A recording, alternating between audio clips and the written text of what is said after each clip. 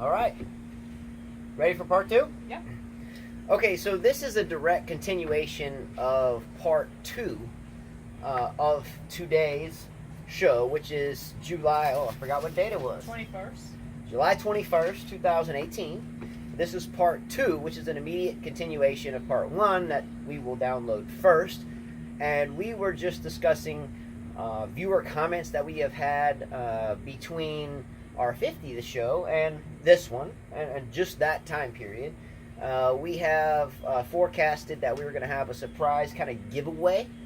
That's pretty big. If you're a tennis player, it will be well worth your while to stay tuned for that one. I think Milo knows very well about these type of giveaways, so we're all in on that. We're going to discuss that.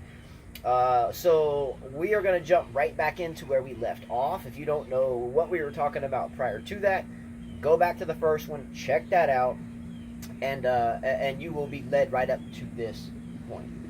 So we're going to jump right back into viewer comments, and we left off with a big thank you to Stimpy Boy for finally making a comment for the first time, and verifiably he's been watching since the very beginning. So again, thank you very much for that. She read off some material, but I think she left off one important fact about one of the videos about a birthday song. However, we do have to remember that Rajesh sent the same video too as well for Carla. So if you didn't see the first one where I was talking about, I wonder why it's 100% guys that watch the show over anything else. I mentioned, I think it was the legs.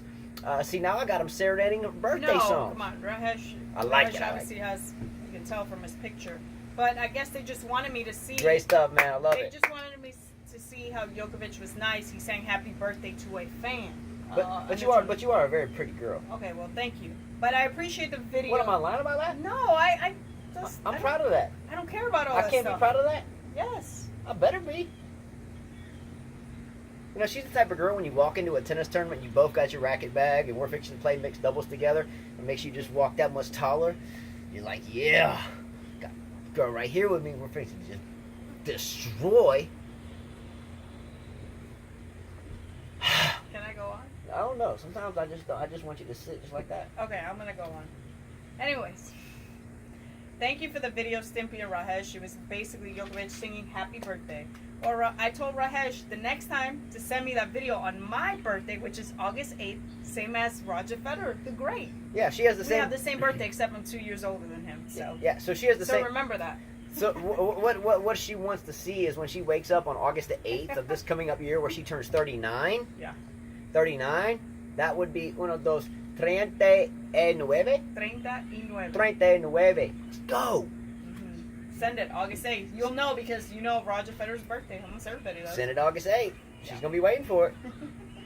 So anyway, yeah. I mean, awesome stuff. Great videos, and all good fun. And really enjoyed the videos. I thought it was fun. Made me smile. And I watched it this morning. I think for the first time. Both of them from two different people, and it made my day better. So thank you. When someone can make your day better. Whether it's who sent it or who's actually doing it within what was sent. I mean, much love. Thank you. Hey, added some brightness to my day. It definitely showed a humble side too.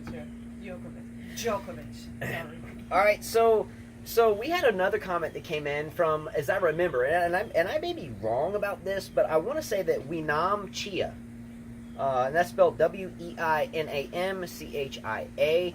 I want to say I remember him or her.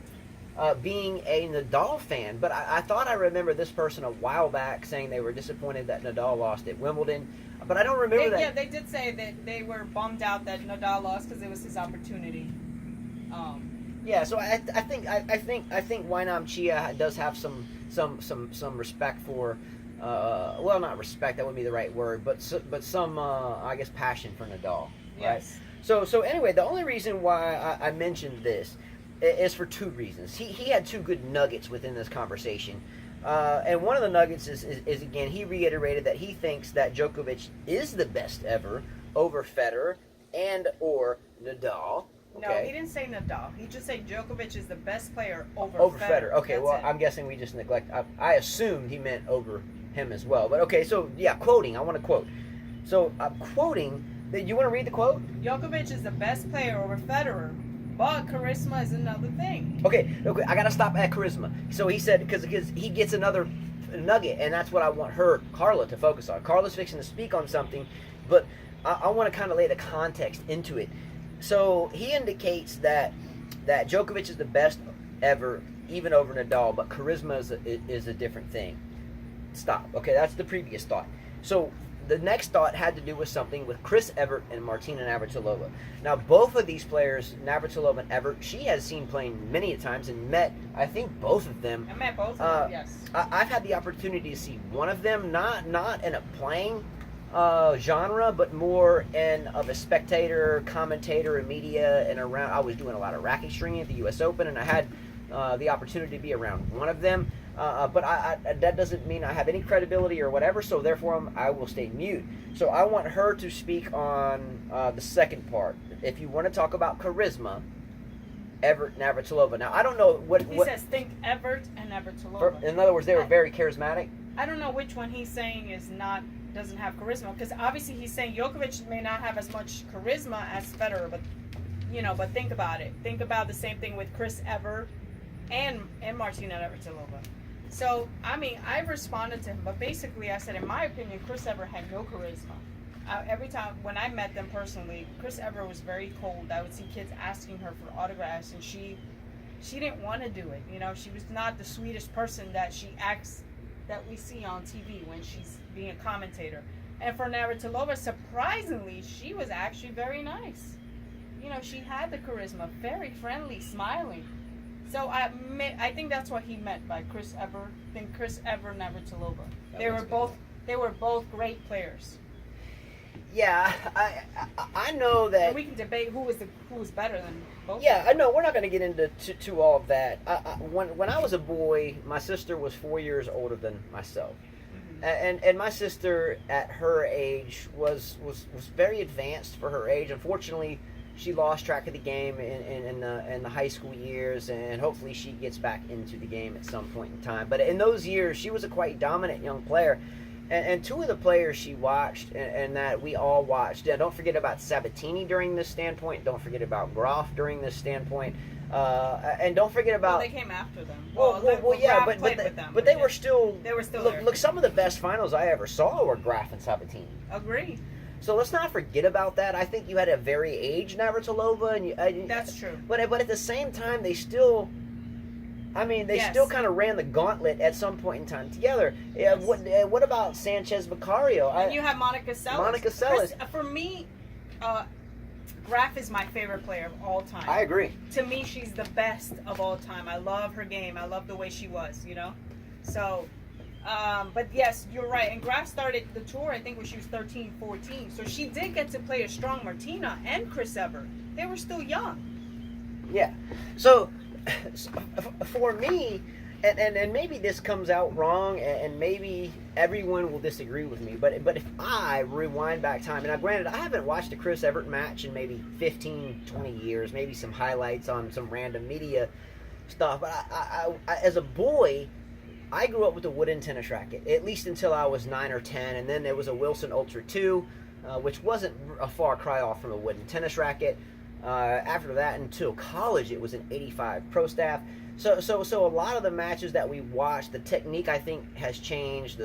Everything has changed because of a whole different level of technology, of a bunch of other things. But if I'm going to forget about the style that they play because of the technology in their hands or whatever it may be, and I look at the type players and compare them to today's players, women versus women, I see a Chris Evert player like a Wozniacki.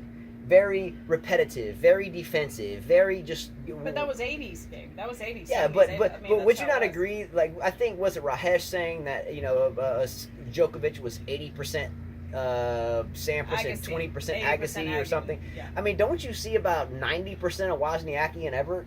definitely. To me, Ever was boring to watch. No. I never enjoyed watching her. I enjoy Martina because she had the slide, she came in the net, she put the ball away. Now, the beautiful thing about Steffi Graf, and Graf for me, I know for a fact is my favorite women's tennis player ever by far. I know that hers. Now, don't get me wrong. I think Serena is the greatest athlete ever, and I think Serena is the best female tennis player ever. But my favorite female tennis player is Steffi Graf, and that's not going to change.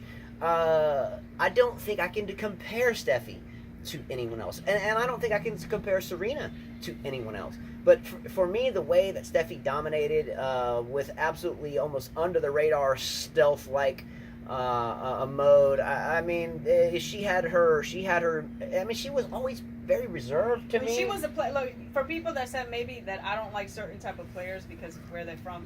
I love Steffi Graf. She was. She showed no emotions. You know, she wasn't very friendly either. She was there to take care of business, and that was it. Yeah. So I just want to say, great comment from Winam Chia, and I hope I'm pronouncing that right. For me, Evert and Navratilova, I grew up on, not because I was studying the women. I mean, I was raised in the game, and I was watching Edberg and Becker and Lindell and Chang, and the list goes on and on and on and on. But many a Saturday mornings I spent watching these two women act out their craft on the court, and I loved every minute of it. And ending, I don't really think I would ever consider Evert as being terribly charismatic, and maybe I'm wrong there and may have forgotten my past, but sometimes even watching her today, I feel like she's kind of holding her nose up a little high, and I feel like that even when I watch her commentate. No disrespect to her as a person, but sometimes when really the bad stuff hits the fan, if you know what I mean, and life deals you a bad card, which this day and age with marketing and media and bills to pay that we've always had, but now ever much more difficult to attain. When I'm watching the Tennis Channel and I'm watching, you know, what little bit of time I get to watch the sport in which I and we bleed, and are very passionate about doing, and have now, insofar as came up with some type of show to do it for you and for us, because we're going to do it anyway in the kitchen. I feel like when I'm watching Chris Evert, if I don't drive a Cadillac Escalade with the absolute best interior, and I don't live in, you know, Palm Beach, Florida, then I just don't fit in. And maybe that's wrong, and maybe I'm going to get destroyed in comments because of this. I'm sorry if I do, but that's how I feel. No, I feel the same way. Like, that's how I feel as a consumer. And that's what I saw. She was very stuck up, whereas Navratilova was more willing to talk to her fans. So, anyway, I don't want to dwell into that, but I just wanted to put it out there that way, and nothing against anyone personally. It's not what we're here to do, and nor have I ever met the person ever in my life. But I know that I'm 40. I can remember watching Chris Evert play from as young as I can remember, and I don't really remember too much charisma. I don't really remember too much more than the same Chris Evert, and she did very well, don't get me wrong, but now when I watch her on TV, it's like I feel like, what am I looking at? Your watch, your dress, your makeup artist, your hair artist. Look, I'd rather look at Navratilova any day on the set, giving it to her, giving her some of that German stuff. She's not German. Navratilova? She was from Yugoslavia. Yugoslavia, yeah. So either way, I would much rather be. Was she from Yugoslavia? No, that's not. She was from Czechoslovakia. She was Czechoslovakian. Used to be Czechoslovakia. That's my fault there. I take the error on that one. Yes. I didn't plan for the conversation. You read a comment, and I had to brainstorm on 38 and 40 years of tennis that I've been involved with, just from a personal standpoint, much less historical, that we were made to read, both of us growing up. I'm going to leave it at that because it's just opinionated, and I guess that's not that important, opinions, right? I mean, we can't go very far with that. I just know that if between the two of them, per Winam Chia's comment, between Evert and Navratilova, if I'm going to look at it as someone that I want on my bench to go into battle with me, I'm taking Navratilova. No, hands down. Taking Navratilova. Hands down. All right, so next comment, and this is comment number 10, okay? Big comment, right? This is a big one. So I hope I pronounced this right. The gentleman's name is Mihalo Popov. Mihailo, Mihailo, Popov, Popov, kind of like the vodka, right? Popov, or I think it's a vodka, right? I don't know anything about that. Man, I'll tell you what. Look, my old saying in the game of tennis is if you meet an opponent and their last name ends with an OV, you're in trouble. You're in trouble, man. Look, can anyone tell me in tennis history, if you get into the history and even recently of players that end with the name OV? I know my father and I, we always joke about, why couldn't either one of us have been born with the last name OV? We're Davises, so we got the IS, so Davis. But nonetheless, those that end with OV, Shapovalov. You give me another one. You got Dimitrov. Shaparova. You got Helena Sukova. So yeah, the A is like the feminine way, right? Yes, correct. So all I'm saying is man. Kafelnikov. Kafelnikov. There we go. No, not Davinenko. No. I'm trying to think of Shapovalov, Dimitrov, Sharapova, Dementieva. No, that was an AVA. Come on, give me some more. Give me some more OVs. All I know is we got a comment from a first-time commenter that came out with some Navratilova-style aggression. Here's how he started the comment, and I love it. Love this. Let's go. Carla's a tough customer. He comes out with this. First of all, I'm going to get this out of the way right now. I'm a Djokovic fan. Yes, he says. I love that. Let's go. First of all, big Novak fan. Let's get that out of the way. Let's get it out of the way. He puts a smiley face. Then he says, Novak's career was involved around rivalry between Nadal and Roger and Federer's, Safin's, aging Sampras and Agassi. Who is in the history books from Federer's first 10 years? Safin? Come on, guys. Come on, Safin is Russian and a great player. He could have won more slams, by the way. After this big four retires, he could have. His temper got him. His temper got him. And good-looking dude. Sorry, I had to put that in. She thinks Safin's a hottie. Does anyone think? Look! I'll tell you, a dude's handsome. I'm not a stranger to that. I don't think he's like drop dead gorgeous handsome. You don't have to be drop dead gorgeous to be. I mean, come on. Most of us are not drop dead gorgeous. Okay, give me a tennis player that's drop dead gorgeous. That's a man. To me, there's not one. Not one?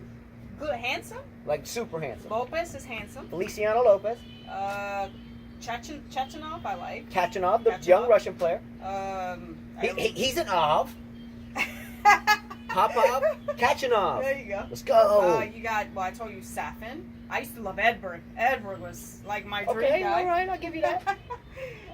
Believe it or not, I used to like Becker. I don't know why. So can I tell you my female tennis there's player? a lot of females. They're all beautiful. All right, look, I'm gonna tell you my number one female tennis player right now, just the whole package, Monica Puig. She kind of Monica Puig kind of reminds me of her. Okay. See, I mean, she's beautiful.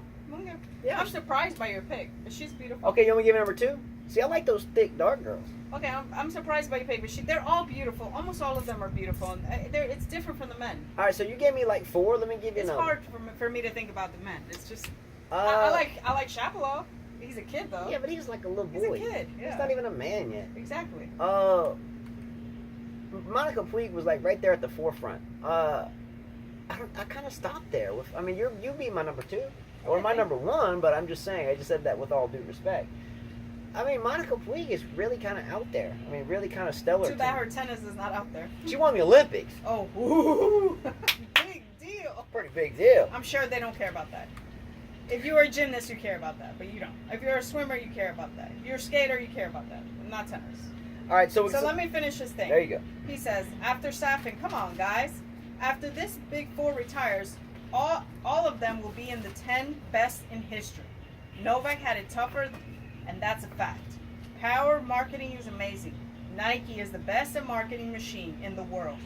Guess that Novak was in Nike.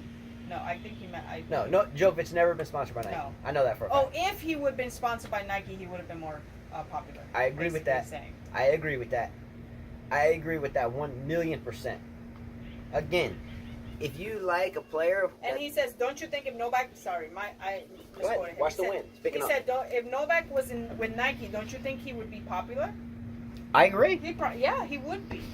Definitely would be. If he was American, he would be more popular. Well, let me put it this way. If he played tennis for the U.S., he would be more popular because more kids would be, like someone said, that it's harder to pronounce his name. It's, you know. Forget about all that. You tell me it's easy to pronounce Federer if you don't even know who he is?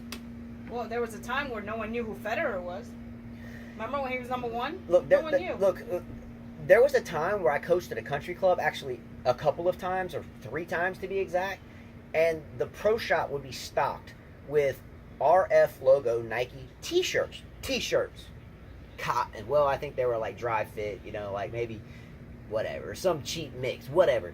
T-shirt though. T-shirt, no collar, no button. T-shirt.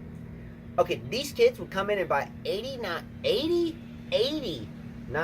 That's ocho nueve, right? Ocho nueve? 89? Ochete nueve. Yeah. $89 for a T-shirt. No. Do you really think that those kids would want to buy that $89 T-shirt if not only did they see the guy playing on it, or if it was on TV and everything? Oh, you have to be an idiot. I mean, a really big time fool, a naive idiot to buy an $89 T-shirt. Look, I'm proud of sometimes $2 finds I find at garage sales. Man, I found like a Bob Marley shirt not long ago at a thrift store that was like $1.50. Man, I wear that thing all the time unless I'm right here on camera. Yes.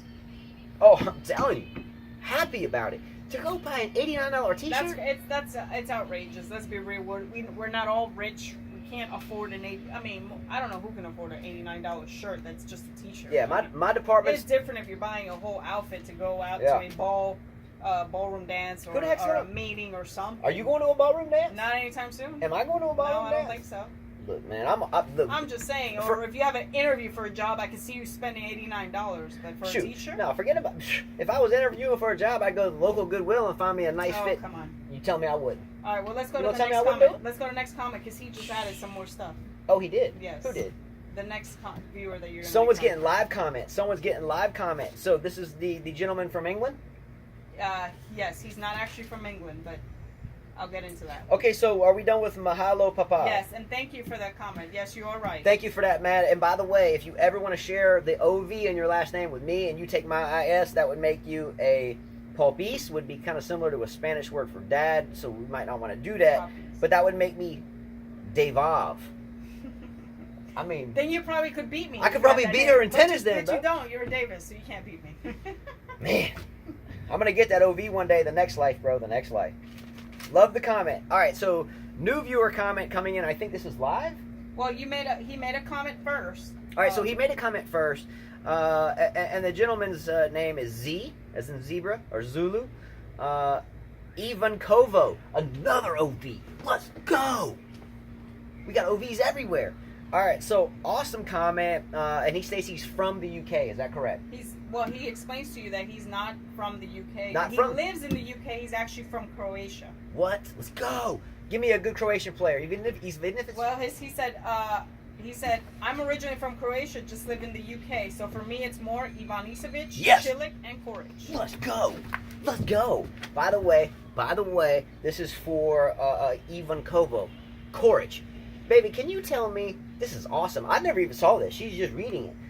I don't even have it here. Proof is in the pudding. I do not have that here. You mentioned Koric. Koric is my only player of that young of an age that I think has the chance to be number one when the top 4 are gone. I don't think Shapovalov, the other OV, goes to be at that level. I think he's too erratic. And the list can go on. Zverev, the younger one, don't think he's got it.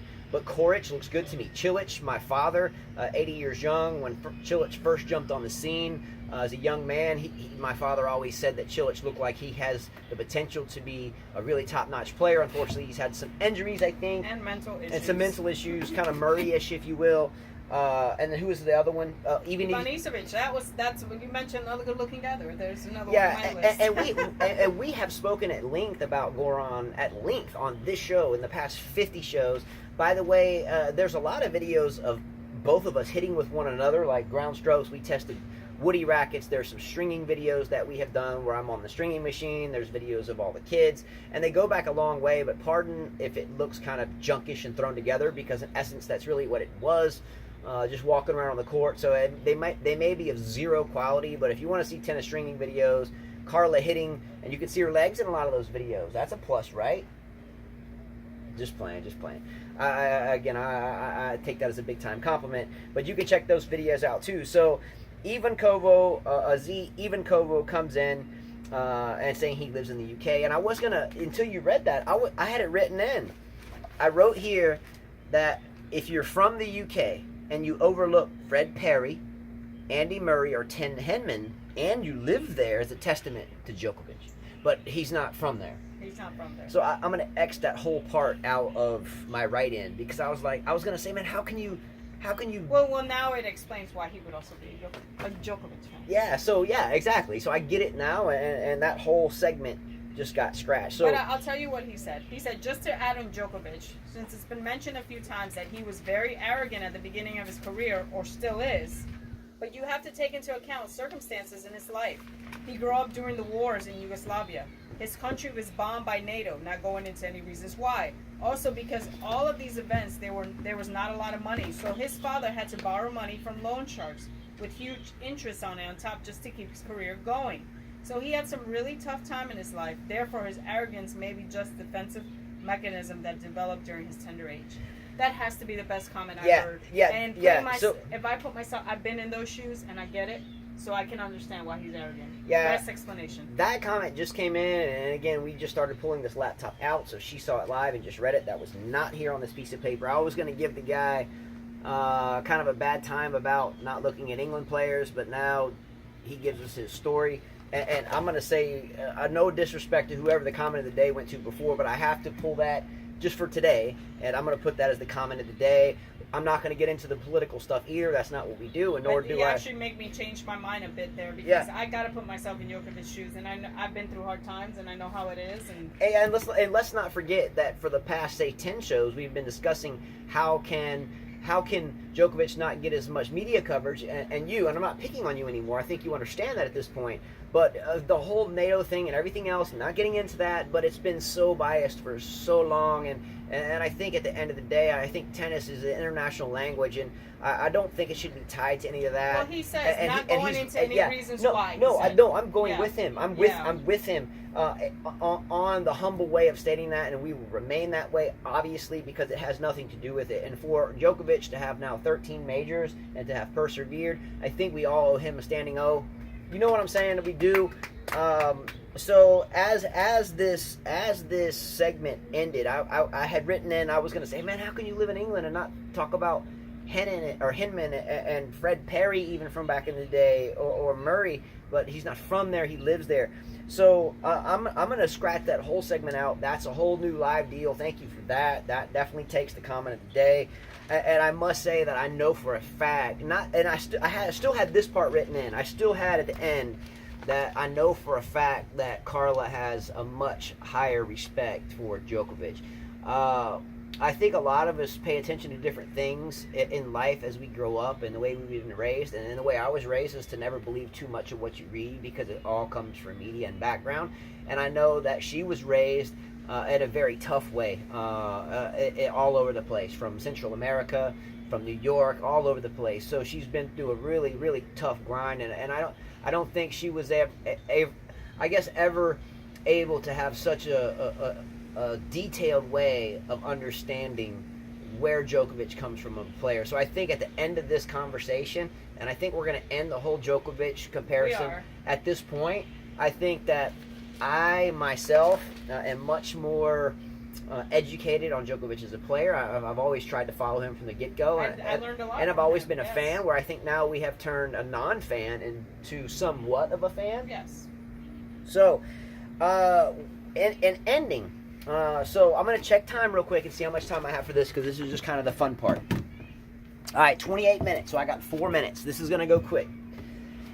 This is big time stuff. So we are going to flip the chapter. We're going to put the Djokovic in terms of humility behind us. If you want to comment more about it with Carla, she likes to talk about it. I've always had respect for him, so I don't need to have humility lessons. I think he's great, and I think now she sees that as well. Great debate. But comment more about it if you wish. Send links, comments. We'll definitely look at them. But I want to start talking about, or we want to start talking about, the U.S. Open predictions, just as we did when we started the Wimbledon predictions, without even any notes. Who are our dark horses? Who can win this thing that we don't know about? Who do you think can win it that we aren't talking about? Who are the favorites that we have for this U.S. Open? Who are the people that maybe we haven't seen at all lately that might jump in? Murray's back, right? Aren't all top four of the four, and they won't be seated that way anymore, but I think they're all back. What about Del Potro? What about the women? What about the Stoziers? You laugh at me with Stozier, but what about the I like her. Don't get me wrong. I like her. So what I wanted to say, and this is a big announcement. So if someone, and I do this for our fantasy group, and I don't do it all the time because I can't quite afford to do it, but I'm going to do it for this. So anyone in this YouTube group that within 1 week's time can give me the finals for the men or the women, either one, you don't have to pick them both. If you can give me the proper finals, so in other words, the two women that play each other in the finals on the women's draw, and the two men that play each other in the finals of the men's draw, and predict the winner. So either one. So if you predict the women's finals and the winner, or you predict the men's finals and the winner, and you get that right, I will send you one of our tennis rackets strung. I will freshly string it for you on my machine and send it to you. No charge. The only criteria is that you must pick those picks within 1 week. Today's the 21st. You've got to the 28th to comment and give me those picks. I'm not going to state it on another video. So in other words, if you go back, I'm not going to state this again. So you have to watch this one in order to fall in. So the comment needs to be on this video. So within 1 week on this video, if you can give me, and that's July the 28th, if you can give myself or Carla your predictions for the finals on the men's side, the finals on the women's side, and then the winner, and get those correctly. Again, it doesn't have to be both, but one or the other. So if you guess the women correctly and the winner, finals and winner, you win the racket. If you get the men's together, winner racket, or winner and the finalists, you get the racket. It becomes a conundrum if there's more than one winner. I've never run into that this far ahead, ever. Yeah, I've given away a couple rackets, but that was for the fantasy team winners. And again, they're used rackets, not brand new, but they're, Babolat or Wilson maybe. I think I may have a Blade 98. That might be this one. It might be a Wilson Blade 98. Not the Countervail, but the one prior to that, but we'll see. Could be a Pure Drive or Aero Pro Drive. I don't know. I'll come up with something. It'll be used, and when I got it, it was probably a few $100, or I got it coaching somewhere and someone gave it to me, whatever, but nonetheless, it'll be a valuable racket. So think about that. What do you think about that, Carla? Wow. That's exciting.